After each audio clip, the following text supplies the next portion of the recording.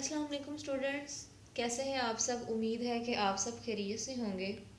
FSc part 1 bio chapter number 2 हम discuss कर रहे थे बायोलॉजिकल मॉलिक्यूल्स का।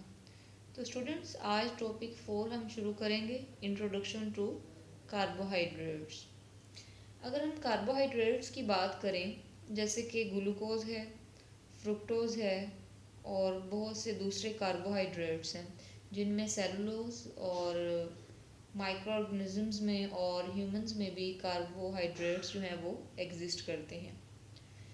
कार्बोहाइड्रेट्स की अगर हम बात करें तो हम कहते हैं कि ये मेजर सोर्स हैं एनर्जी का। ठीक है, अगर हम राइस की बात करें तो उसमें भी कार्बोहाइड्रेट्स जो हैं वो मौजूद होते हैं। इसके अलावा स्टार्च जो है वो भी कार्बोहाइड्रेट है। अगर हम कॉटन की बात करें तो कॉटन जो है ये प्योर फॉर्म है सेलुलोज की। और इसके अलावा सेलुलोज क्या है, ये प्लांट्स की सेल वॉल में मौजूद होती है। कार्बोहाइड्रेट्स जो हैं ये सेल में भी पाए जाते हैं।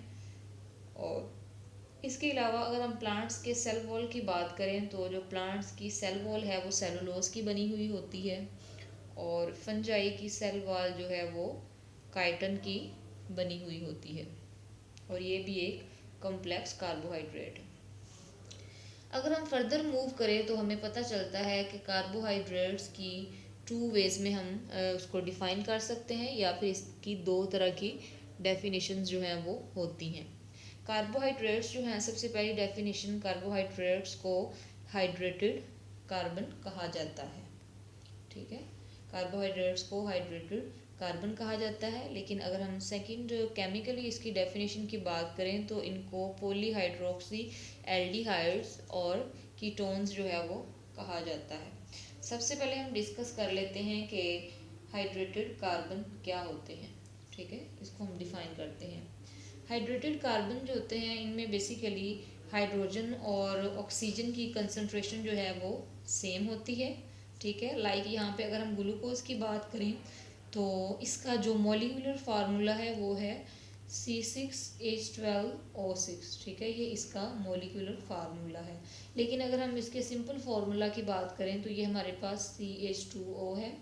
ठीक है, अगर हम वाटर की बात करें तो आप लोगों को पता है कि वाटर के अंदर जो है वो ऑक्सीजन जो है वो मौजूद होती है और ऑक्सीजन जो है ये हाइड्रोजन की कंसंट्रेशन के हाफ मौजूद होती है। देख लेते हैं किस तरह से। लाइक जैसा कि यहाँ पर अगर हम देखें तो ऑक्सीजन जो है उसका एक एटम मौजूद है और हाइड्रोजन जो है उसका एक मॉलिक्यूल मौजूद है, यानी 2 एटम्स इसमें मौजूद हैं। तो ये ऑक्सीजन का एक और हाइड्रोजन के 2 एटम्स हैं। तो ये हाइड्रोजन की कंसंट्रेशन के हाफ अमाउंट में जो ऑक्सीजन है वो प्रेजेंट होती है, क्योंकि इसमें हम ऑक्सीजन की अमाउंट को हाइड्रोजन की अमाउंट से कंपेयर करते हैं। और अगर हम यहाँ पे इनको कट कर दें, ऑक्सीजन की अमाउंट और हाइड्रोजन की अमाउंट के हाफ, तो हमारे पास यहाँ पे 2 बचेगा और यहाँ पे एक वाटर का मॉलिक्यूल है। इसके अलावा जितने भी कार्बोहाइड्रेट्स हैं उनके अंदर हाइड्रोजन और ऑक्सीजन जो है वो पाई जाती है। ठीक है, और वो सेम अमाउंट में मौजूद होती है, जैसे कि वाटर के अंदर होती है। ठीक है, और इसी तरह से सुक्रोज वगैरह।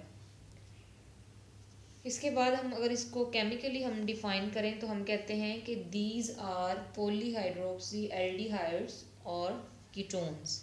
ठीक है, यानी जब इनकी हाइड्रोलिसिस होती है तो एज अ रिज़ल्ट क्या होता है, या तो वो एल्डिहाइड्स देंगे, ठीक है, या फिर कीटोन्स देंगे। और इसके अलावा ये क्या होते हैं, ये कॉम्प्लेक्स सब्सटेंसेस होते हैं। ठीक है, कुछ हमारे पास सिंपल सब्सटेंसेस होते हैं और कुछ जो हैं वो कॉम्प्लेक्स सब्सटेंसेस होते हैं। सिंपल सब्सटेंसेस की अगर हम बात करें तो जैसे कि हमारे पास ग्लूकोज वगैरह है तो उसको हाइड्रोलाइज नहीं किया जा सकता, उसकी हाइड्रोलिसिस जो है वो नहीं की जा सकती। लेकिन अगर हम कॉम्प्लेक्स सब्सटेंसेस की बात करें, लाइक जैसा कि सेलुलोज है, सुक्रोज है, ठीक है, या फिर स्टार्च है।